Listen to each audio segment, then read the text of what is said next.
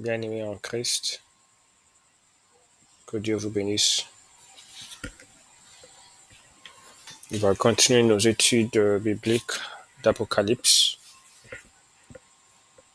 Donc, Apocalypse chapitre 9. Je vais lire en intégralité et ensuite on va se focaliser sur les versets qui vont nous occuper pour cette soirée. Mais avant de faire ça, on va commencer par une petite prière. Merci notre Père, merci Jésus-Christ, Fils de Dieu.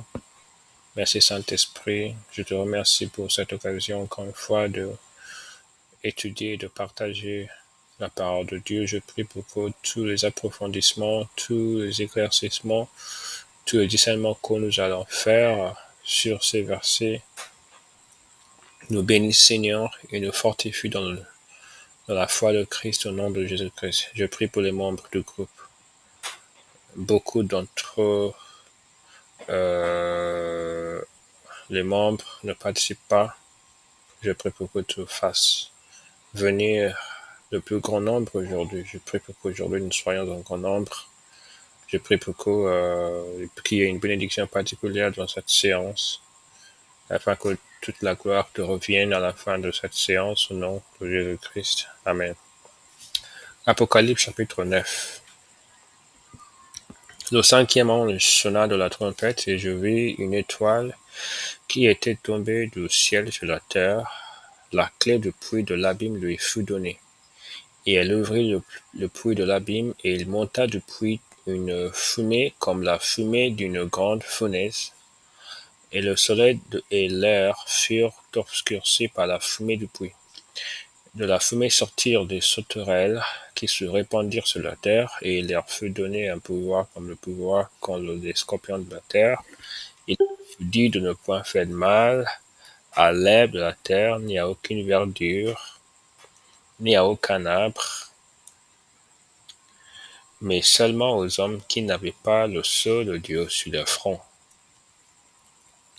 Il leur fut donné non de les tuer, mais de les tourmenter pendant 5 mois. Et le tourment qu'elles causaient était comme le tourment que cause le scorpion quand il pique un homme. En ces jours-là, les hommes chercheront la mort, et ils ne la trouveront pas. Ils désireront mourir, et la mort fuira loin d'eux. Ces sauterelles ressemblaient à des chevaux préparés pour le combat.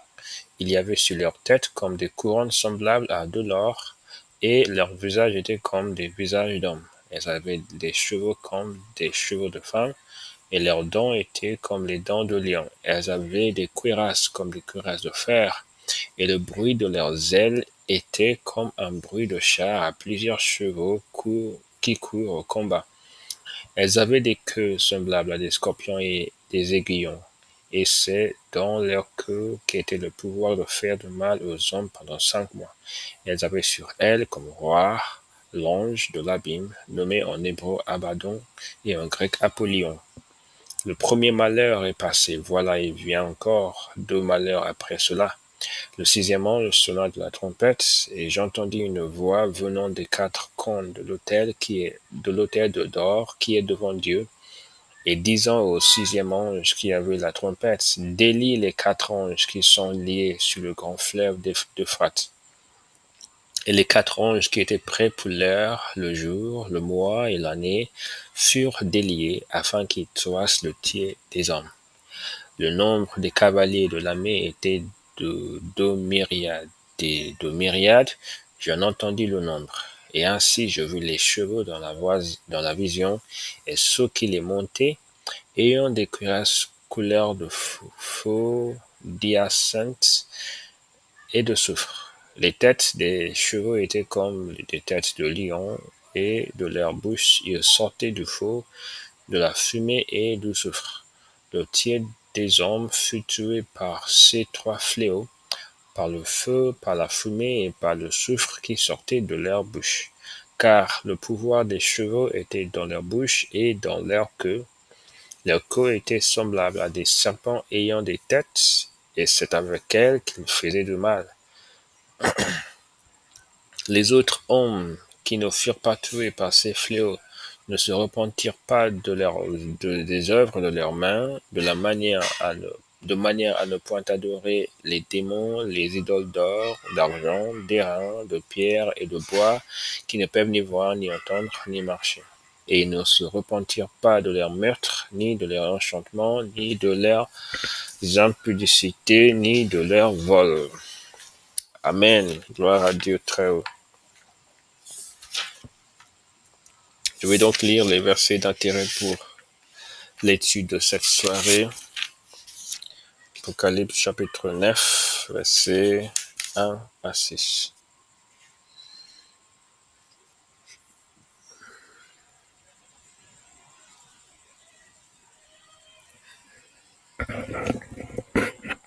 Le cinquième ange sonna de la trompette, et je vis une étoile qui était tombée du ciel sur la terre. La clé du puits de l'abîme lui fut donnée, et elle ouvrit le puits de l'abîme, et il monta du puits une fumée comme la fumée d'une grande fournaise, et le soleil et l'air furent obscurcis par la fumée du puits. De la fumée sortirent des sauterelles qui se répandirent sur la terre, et il leur fut donné un pouvoir comme le pouvoir qu'ont les scorpions de la terre. Il leur fut dit de ne point faire de mal à l'herbe de la terre, ni à aucune verdure, ni à aucun arbre, mais seulement aux hommes qui n'avaient pas le sceau de Dieu sur le front. Il leur fut donné non de les tuer, mais de les tourmenter pendant 5 mois, et le tourment qu'elles causaient était comme le tourment que cause le scorpion quand il pique un homme. En ces jours-là, les hommes chercheront la mort et ne la trouveront pas. Et ils ne la trouveront pas. Ils désireront mourir, et la mort fuira loin d'eux. Alors on voit donc le tableau qui est peint de ce qui se passera après que le cinquième ange aura sonné de sa trompette. Après que le son de la trompette du cinquième ange aura retenti. Et on voit que c'est vraiment une grande catastrophe. La Bible dit ici qu'au son de cet ange, l'apôtre voyant vit une étoile qui était tombée du ciel sur la terre. Et je voudrais aussi profiter de cette occasion pour faire remarquer que dans la Bible, les êtres spirituels sont parfois décrits comme des astres. Parfois, il est question d'étoiles, soleil, ce genre de choses. Donc, cette description n'a rien d'inhabituel dans la Bible. On va lire donc en lien avec cela, Apocalypse chapitre 22, verset 16, 2 Pierre chapitre 1, verset 19 et 2 Corinthiens chapitre 4, verset 6. Commençons donc par Apocalypse chapitre 22, verset 16.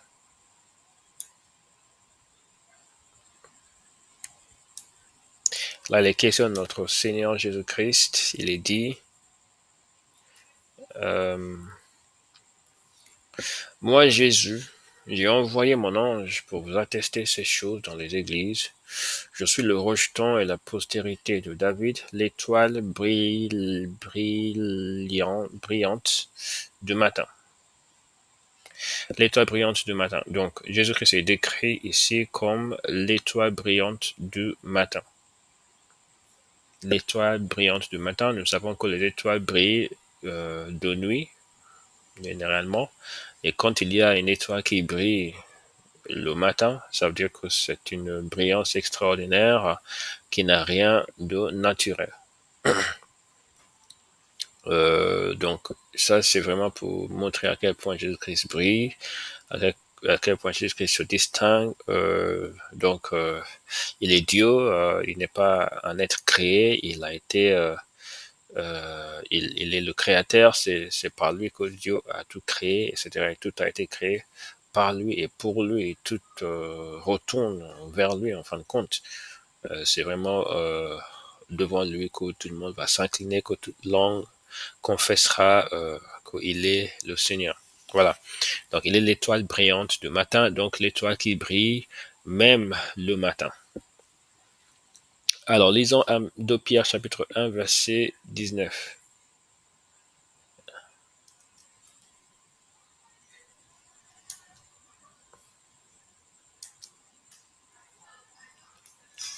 Là, il est dit, et nous tenons pour d'autant plus certaine la parole prophétique à laquelle vous faites bien de prêter attention, comme à une lampe qui brille dans un lieu obscur jusqu'à ce que le jour vienne apparaître et que l'étoile du matin, encore une fois, Jésus-Christ est appelé l'étoile du matin. L'étoile du matin se lève dans vos cœurs. Donc ici, la Bible dit qu'il nous faudrait nous attacher à cette parole prophétique parce que c'est une lampe qui nous guide jusqu'à ce qu'un jour, l'étoile du matin brille dans nos cœurs, jusqu'à ce qu'un jour, on n'ait plus besoin de la parole prophétique parce qu'on on verra tous à l'œil nu. Voilà. Donc, mais pour l'air, il faudrait qu'on se contente, qu'on se satisfasse de cette parole prophétique et qu'on s'y attache. Alors, 2 Corinthiens chapitre 4, verset 6. Chapitre 4, verset 6.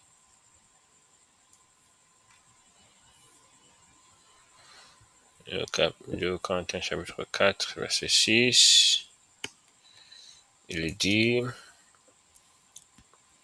car Dieu qui a dit la lumière brillera du sein des ténèbres a fait briller la lumière dans nos cœurs pour faire resplendir la connaissance de la gloire de Dieu sur la face de Christ.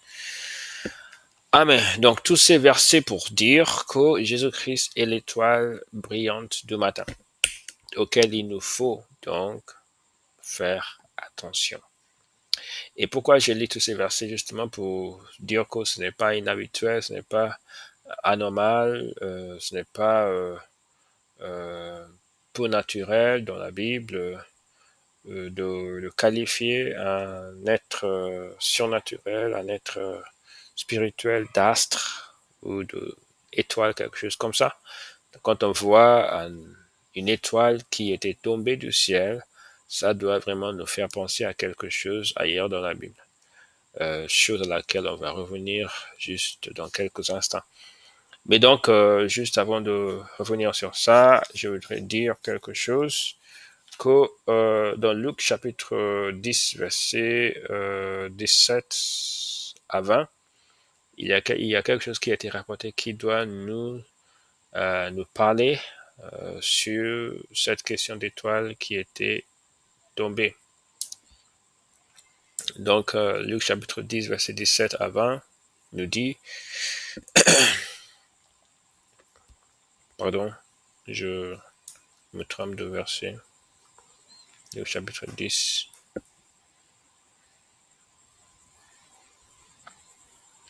Les 70 revinrent avec joie, disant, Seigneur, les démons même nous sont soumis en ton nom.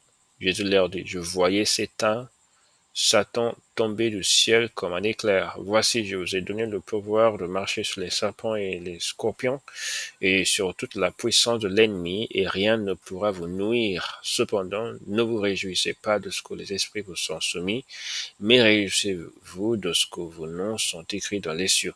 Donc il est dit ici, les 70 revinrent avec joie, et ils étaient vraiment joyeux du fait que les démons étaient soumis en le nom de Jésus-Christ. Regardons maintenant ce que Jésus-Christ dit juste après. Il dit, je voyais Satan tomber du ciel comme un éclair en fait. Et cette description comme un éclair, ça se rapporte bien sûr à cette étoile qui était tombée du ciel. Donc je pense que vraiment il s'agit du diable qui était tombé du ciel que le prophète apôtre Jean a pu voir. Et je voudrais vraiment faire remarquer certaines choses dans ce texte. Il est dit, je vous ai donné le pouvoir de marcher sur les serpents et les scorpions et sur toute la puissance de l'ennemi, et rien ne pourra vous nuire. Donc le diable n'a de pouvoir que sur les personnes qui rejette l'autorité de Christ. Parce que ses disciples avaient été envoyés par Jésus-Christ, porter donc son autorité, et du fait de cette autorité dont il disposait à l'heure, à cette heure-là, et il était impossible que le diable leur fît quelque chose. Par contre, une personne lambda qui n'a pas cette autorité et qui ne l'a pas du fait de son rejet de cette dernière, ne peut pas jouir donc de ce privilège qui est la protection de Dieu et l'autorité même sur les démons. Donc, si en tant que chrétien, vous rejetez l'autorité de Christ dans votre vie, vous n'aurez pas du tout la capacité à chasser les démons, à tenir le diable éloigné de votre territoire. Pour jouir donc de l'autorité de Christ, il faudrait commencer par le reconnaître dans tous les aspects de notre vie en tant que Seigneur. Toute personne qui n'accepte pas Jésus-Christ comme Seigneur est susceptible de subir les ingérences, les interférences, même les attaques des démons dans sa vie. Donc, mais à ceux qui se soumettent joyeusement au règne de Christ, il a été donné la puissance et la domination sur le diable et sur tous ses démons. Mais attention, le verset 20 nous dit qu'il ne faut pas vraiment nous en réjouir. Ce n'est vraiment pas là notre joie, c'est pas ce qui fait notre joie. Ce qui doit faire notre joie doit être le fait que nos noms sont écrits dans les cieux. C'est vraiment ce qui est le plus important en fin de compte. Si tous les démons se soumettent les mains levées à nous, à quoi ça sert si en fin de compte on rate le ciel parce qu'il y a eu, il subsistait encore des péchés dans notre vie. Donc, il n'y a vraiment pas, ça n'aurait aucun sens. Le fait de se réjouir du fait de la soumission des démons, alors qu'il y a des péchés dans notre vie qui vont nous barrer du ciel en fin de compte. Donc, il faut donc se reconstituer ses priorités. Il faut accepter que la chose prioritaire, c'est le fait que nos noms soient écrits ou inscrits dans le ciel. On va continuer notre méditation dans ces versets. Apocalypse chapitre 9.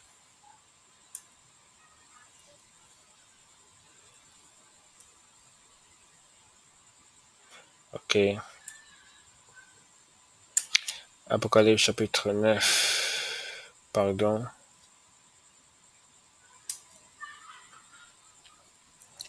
Il est dit dans le verset 2, Apocalypse chapitre 9, et quand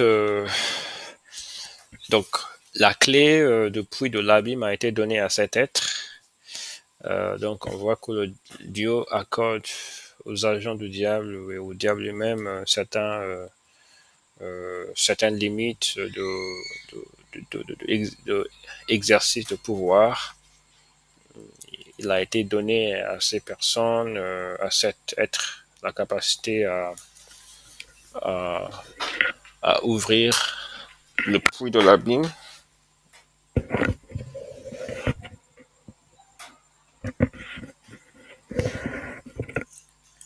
Donc on voit ici que quand le puits a été ouvert, quand il avait utilisé la clé pour l'ouvrir, il monta depuis une fumée, comme la fumée d'une grande fournaise, et le soleil et l'air furent obscurcis par la fumée du puits. Donc, cela doit nous rappeler qu'il va y avoir vraiment beaucoup de fortes manifestations surnaturelles pendant la période de l'Apocalypse. Quand il est parlé de fumée, comme la fumée d'une grande fournaise, quand on parle de l'obscurcissement du soleil et de l'air, ces choses doivent forcément être des choses surnaturelles. Il ne peut pas y avoir, il ne peut pas y être, il ne peut pas être question des choses naturelles parce que ces événements ne sont pas des événements dont on peut rapprocher certaines choses naturelles. Euh, L'obscurcissement du soleil, l'obscurcissement des pluies, et quand on lit plus loin, on va voir qu'en fait, ça n'a rien de naturel. Donc, c'est quelque chose qui doit nous interpeller aussi. Et donc, il y a des choses que le diable aimerait faire, mais qu'il ne peut pas faire parce que Dieu lui a imposé des limites. Il faut vraiment qu'on le reconnaisse.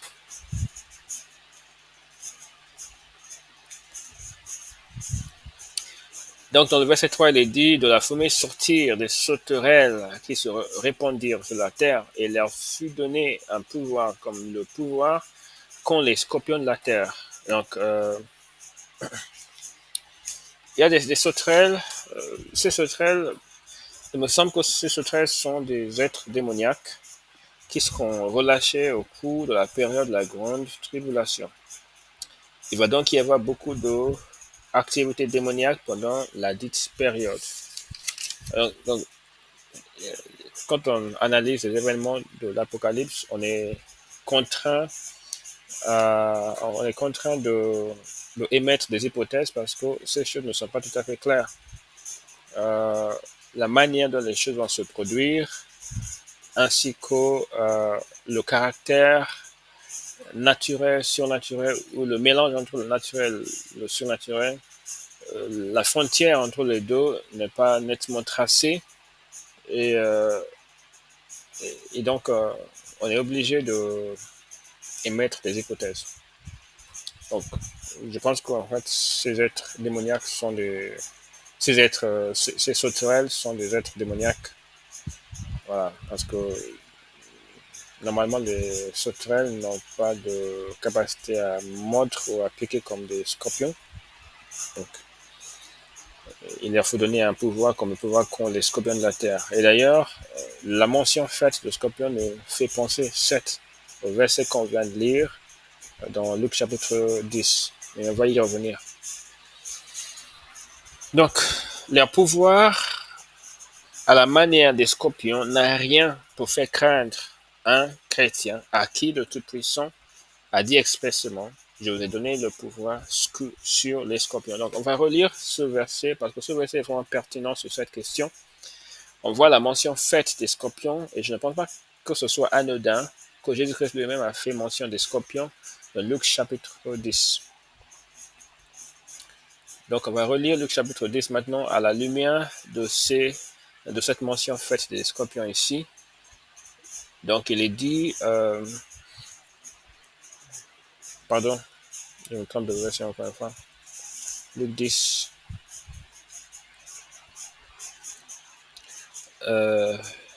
verset 19, voici, je vous ai donné le pouvoir de marcher sur les serpents et les scorpions et sur toute la puissance de l'ennemi, et rien ne pourra vous nuire. Et je sais qu'il y a des personnes qui vont interpréter ces versets comme quoi ça, c'était quelque chose qui se limitait à l'époque des apôtres. Je pense que cette manière de voir n'est pas sans raison, mais je pense que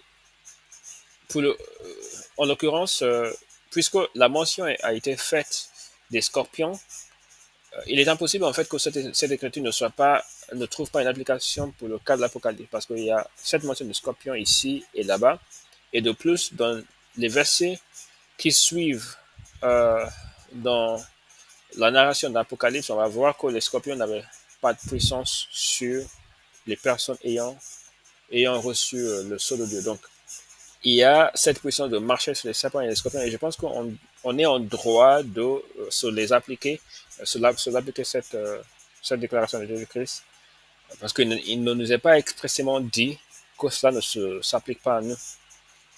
Donc, je pense qu'il y a vraiment une application pour nous de ce verset. Je pense qu'on peut vraiment s'y accrocher, s'y tenir avec fermeté et voir en fait la manifestation ou du moins les expressions ce, de la signification de ce verset dans notre vie.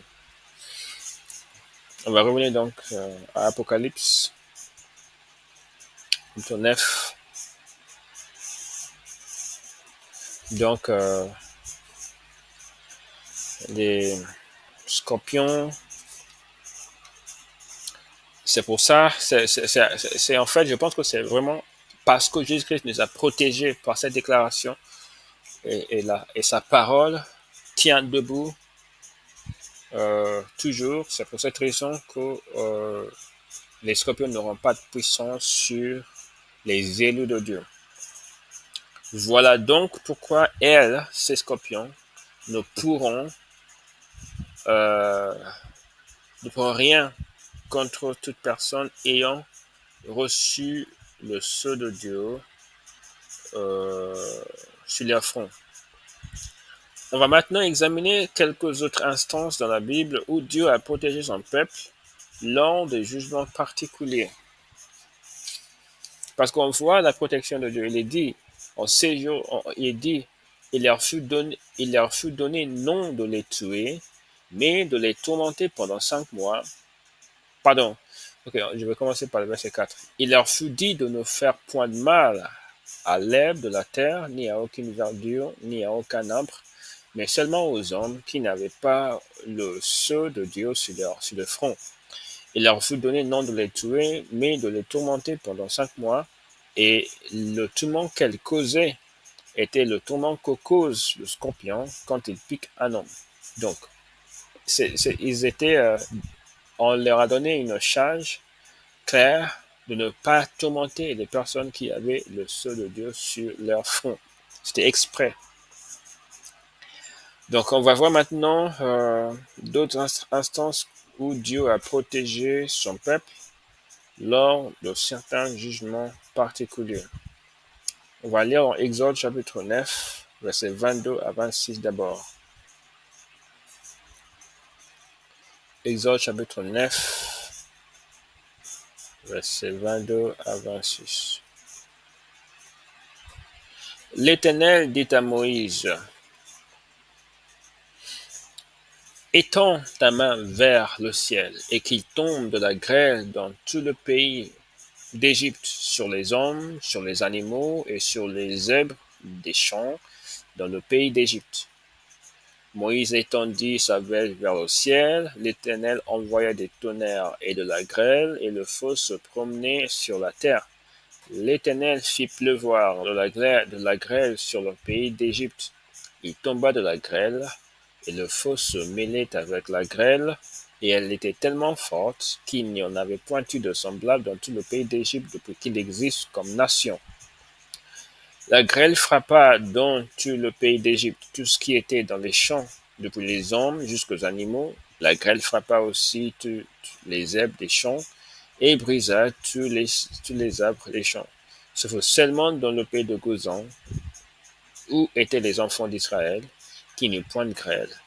Donc on voit ici que Dieu exerçait et déversait un jugement particulier. Et ce jugement devait toucher les habitants d'Égypte. Mais Dieu a protégé les siens, les Israélites, son peuple élu. Et on voit que même si le jugement de grêle était vraiment sévère, était des plus sévères, le jugement le plus sévère que l'Égypte ait jamais connu alors, même si tout ça était le cas, on voit que le peuple de Dieu a été épargné par Dieu. Donc, c'est vraiment quelque chose que Dieu fait. Dieu épargne son peuple régulièrement. C'est pas toujours, mais régulièrement lors des jugements particuliers. On va lire encore sur cela, Exode chapitre 11.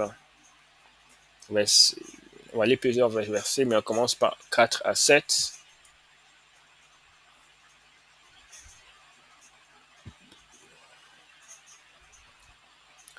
Moïse dit, ainsi parle l'Éternel. Vers le milieu de la nuit, je passerai au travers de l'Égypte, et tous les premiers-nés mourront dans le pays d'Égypte, depuis le premier-né de Pharaon assis sur son trône, jusqu'au premier-né de la servante qui est derrière la meule, et jusqu'à tous les premiers-nés des animaux. Il y aura dans tout le pays d'Égypte de grands cris, tels qu'il n'y en aura point eu et qu'il n'y en aura plus de semblable. Mais parmi tous les enfants d'Israël, depuis les hommes jusqu'aux animaux, pas même un chien ne remuera sa langue, afin que vous sachiez quelle différence l'Éternel fait entre l'Égypte et Israël. Donc, on voit cette différenciation que Dieu fait entre son peuple et l'Égypte. Dieu nous appelle aujourd'hui à sortir de Babylone, à sortir de l'Égypte, à sortir du système du monde pour on ne subisse pas ces jugements, pour qu'on ne soit pas touché de plein fouet quand Dieu va déverser ces jugements sur la terre. Et beaucoup de chrétiens sont réticents face à cet appel de Dieu. Alors, on risque d'être touché et d'être victime du jugement de Dieu et de finir en enfer. On va lire chapitre 12, quelques versets pour illustrer le secours de Dieu, le fait que Dieu ait secouru son peuple,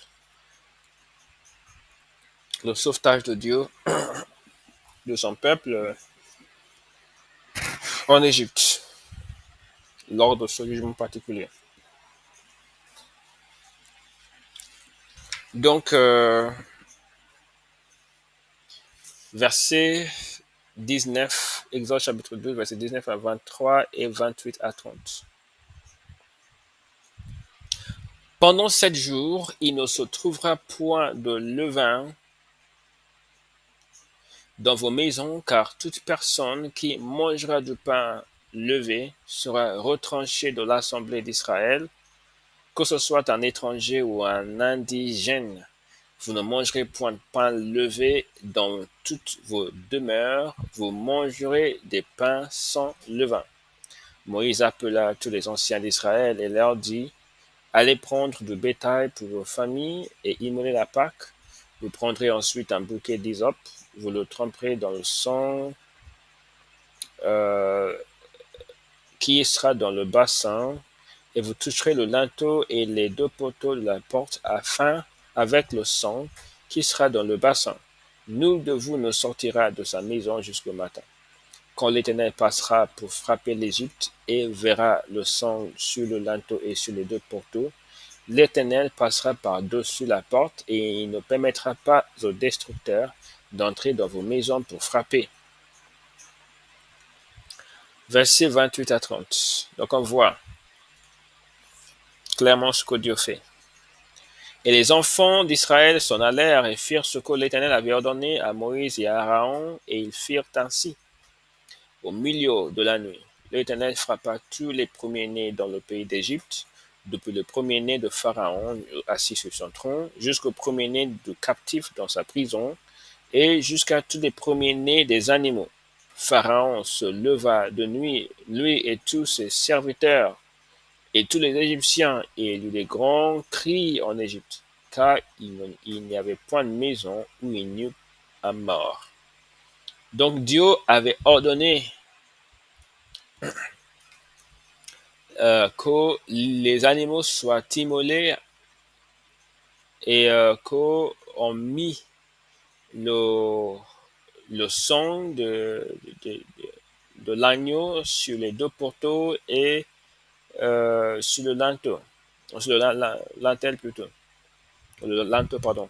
Donc, et Dieu avait dit que grâce à cela, le peuple de Dieu serait épargné. Et en fait, la même chose, on voit la même chose dans notre testament, le Nouveau Testament. Dieu a sacrifié son fils. Il a fait subir son fils les atroces, les supplices de la croix. Il a fait verser le sang de son Christ, de son fils, et il nous dit maintenant que toute personne qui croit en lui et qui accepte son sacrifice sera épargné lors du jugement dernier. C'est ça ce qu'il nous faut, c'est ça ce que Dieu recherche, c'est ça ce que Dieu vaut pour nous. Il veut nous épargner, il veut nous délivrer, il veut nous sauver, mais il nous demande de nous attacher à Dieu, à lui, afin que nous soyons sauvés. Alors, nous avons donc le choix, soit d'accepter cette vérité qui seule sauve, soit de rester attaché à nos vanités, à nos péchés, à notre style de vie qui déplaît à Dieu et rater le ciel en fin de compte. Mais Dieu nous a fourni, Dieu nous a pourvu une, une voie à suivre pour être délivré du jugement dernier. De la même manière qu'il en a prouvé une aux Israélites, lesquels en ont profité pour être sauvés le jour du jugement qui a frappé les premiers-nés d'Égypte. Alors, on va revenir à Apocalypse chapitre 9, je vais lire versets 5 et 6. Donc on voit ici qu'il leur fut donné non de les tuer, mais de les tourmenter pendant 5 mois, et le tourment qu'elle causait était comme le tourment que cause le scorpion quand il pique un homme. En ces jours-là, les hommes chercheront la mort, et ils ne la trouveront pas. Ils désireront mourir, et la mort fuira loin d'eux. Donc, on doit se rappeler que Dieu, c'est Dieu qui détient les clés de la mort. Et c'est Dieu seul qui pour sceller la mort. Donc si Dieu décide que les hommes ne meurent plus, alors ça va tenir. Donc, on doit respecter cette autorité que Dieu a et on doit vraiment chercher à lui plaire en toutes choses et à lui obéir. On va finir donc par quelques remarques. Il n'y a qu'une seule chose qui puisse vous empêcher d'être du côté de Dieu pendant ces jours affreux de jugement cataclysmique, c'est le péché. Prenez donc du temps pour réfléchir à fond. Pour vous maintenant, vous qui écoutez. De quel péché va-t-il s'agir en ce jour-là, ce jour de jugement? Pourquoi pas le confesser aujourd'hui et vous en repentir sincèrement dès maintenant? Pourquoi pas? Parce que Dieu veut vous sauver. Mais à moins de confesser, on ne trouvera pas de pardon. Deuxième remarque. Si vous invoquez l'Éternel sincèrement sur cette question de péché, il va certainement vous exaucer et vous pardonner. Il a donné une promesse à cet égard dans Psaume chapitre 145, verset 18. Psaume 145, verset 18, je vais lire. Il dit, « L'Éternel est près de tous ceux qui l'invoquent, avec sincérité. » Donc Dieu cherche la sincérité dans notre cœur. Et si il la trouve, il nous exaucera. 3. En tant que chrétien, pour nous, le diable est déchu et vaincu, est impuissant. Tant qu'on vit dans la sanctification, il n'a aucun pouvoir sur nous. Colossiens chapitre 2, verset 11 à 15. Colossiens chapitre 2, verset 11 à 15.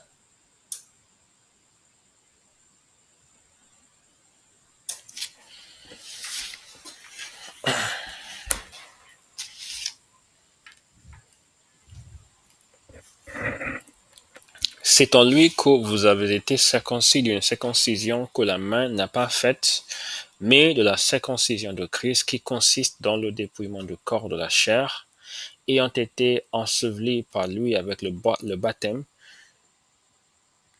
vous êtes aussi ressuscités en lui et avec lui. par la foi en la puissance de Dieu qui l'a ressuscité des morts.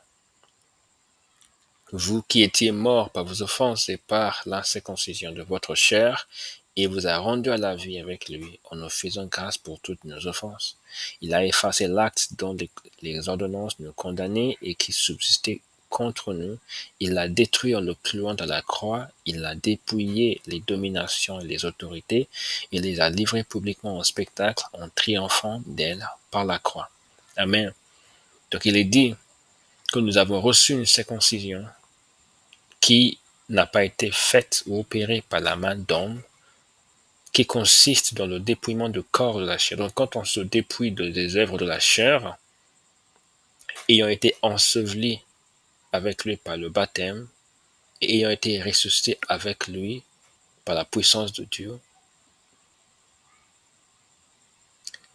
nous allons donc expérimenter ces privilèges puissants qui consistent en l'effacement des ordonnances qui nous condamnaient et qui tenaient encore contre nous. Et nous allons vivre par expérience le dépouillement et la victoire de Dieu sur toutes ces dominations et ces autorités qu'il a livrées publiquement au spectacle. Donc, mais si on ne vit pas dans la sanctification, on va laisser les portes ouvertes au diable et on va vraiment ressentir la puissance du diable qui est déjà vaincu. Mais cette victoire ou cette domination de Dieu sur lui n'a pas d'effet sur les personnes qui acceptent encore son autorité en lui obéissant. Donc il faut sortir de cette autorité du diable en faisant notre allégeance à 100% à Dieu afin qu'on vive cette domination, cette victoire écrasante de Dieu sur le diable. Amen. Donc vraiment, c'est un appel à la consécration, à la sanctification, au dépouillement des œuvres de la chair, à vraiment regarder de très près dans votre vie. Quelles sont les choses dans votre vie qui vous tiennent encore dans le monde? Il faut vraiment les offrir en sacrifice à Dieu afin que vous puissiez vivre la pleine liberté, la pleine puissance, l'expérience de la puissance de Dieu dans votre vie. Finalement, numéro 4, si Dieu permet au diable pourtant de nous attaquer, de nous affliger, ce ne sera jamais pérenne, ce ne sera jamais pour toujours, mais ce sera pour un temps, afin que sa gloire, son honneur et sa majesté soient manifestés pour nous, comme ce fut le cas de Job. On va lire en lien avec cela, Jacques chapitre 5, verset 11.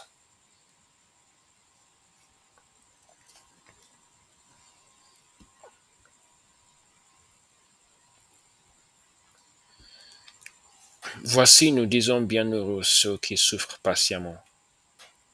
Vous avez entendu parler de la patience de Job et vous avez vu que sa fin, et vous avez vu la fin que le Seigneur lui accorda, car le Seigneur est plein de miséricorde et de compassion.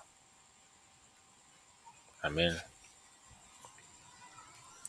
Jean chapitre 9, verset 1 à 3. Jésus vit en passant un homme aveugle de naissance. Ses disciples lui firent cette question. Rabbi, qui a péché, cet homme ou ses parents, pour qu'il soit né aveugle? Jésus répondit, ce n'est pas lui ou ses parents. Ce n'est pas que lui ou ses parents aient péché, mais c'est afin que les œuvres de Dieu soient manifestées en lui. Donc on voit que pour cet homme et pour Job, c'était vraiment pour la gloire de Dieu. Job a été patient et la Bible dit que sa fin a été bien heureuse. Sa fin a été joyeuse. Donc on doit vraiment prendre courage face à nos différents défis quotidiens et puiser nos forces dans ces Écritures. Dieu est fidèle, le diable a été vaincu, vivons dans la sanctification et il n'aura plus de pouvoir sur nous. Et nous allons vivre et expérimenter le bonheur et la bénédiction de Dieu. Au nom de Jésus-Christ, je prie. Amen. Alors je vais prier la prière de la fin. Père éternel, je te remercie infiniment pour cette occasion. Quelle bénédiction ça a été de de rester dans ta présence et de lire et de méditer sur ta parole. Je prie maintenant pour que tout ce que tu as fait soit permanent. Je prie pour les personnes qui vont écouter, qui vont regarder cette vidéo. Je prie pour que tu touches leur cœur afin qu'elles comprennent, Seigneur, ce que tu veux leur transmettre comme message, Seigneur. Touche-nous, Seigneur, guide-nous chaque jour et délivre-nous du mal. Au nom de Jésus-Christ, je prie. Amen. Que Dieu vous bénisse.